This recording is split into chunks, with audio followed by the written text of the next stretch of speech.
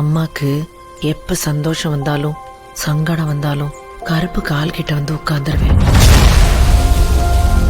4 திசைக்கு வெளிச்சம் கொடுக்கிற சூரியன் மாதிரி தாயா என்னைக்கும் நீ இருக்கணும்.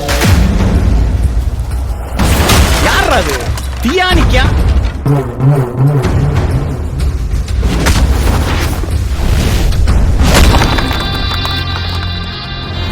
நாலு புள்ள பெத்தேன். அதுல 4வது புள்ள நரகாசுரனா வந்து நிக்கிறேன்.